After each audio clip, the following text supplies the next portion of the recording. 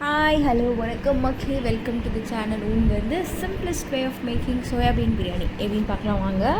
அதுக்கு மிக்ஸி ஜாரில் வந்து தேங்காய், இஞ்சி, சோம்பு, மிளகு, சீரகம், பட்டை, கிராம்பு, ஏலக்காய் இதெல்லாமே சேர்த்து நம்ம அரைச்சி பேஸ்ட் மாதிரி வச்சுக்க போகிறோம். நல்லா வந்து கடாய் சூடானதுக்கப்புறம் அதில் நெய் தேவையான அளவுக்கு ஊற்றிட்டு வெங்காயம், பெரிய வெங்காயம் வந்து ஒரு வெங்காயம் ஃபுல்லாக வந்து நம்ம வதக்கி அது கூட வந்து வேணும்னா பிரியாணி இலையை வந்து சேர்த்துக்கோங்க. தென் வந்து புதினா தலை வந்து அதையும் சேர்த்து நம்ம இது கூட வதக்க போகிறோம். வதக்கிட்டு வந்து நல்லா அது ஃப்ரை ஆனதுக்கப்புறம் நம்ம இந்த மசாலா அரைச்சி வச்ச மசாலா பேஸ்ட்டையும் சேர்த்து நல்லா வதக்கி விட்டுக்கோங்க.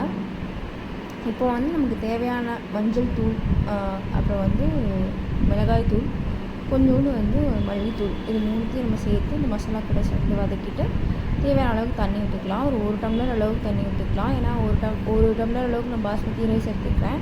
அதை நான் ஆல்ரெடி வேக வச்சுருக்கேன். அதனால் நம்ம வந்து ஒரு டம்ளர் அளவுக்கு தண்ணி ஊற்றிட்டு அதை நல்லா கொதிக்க விட்டுக்கலாம்.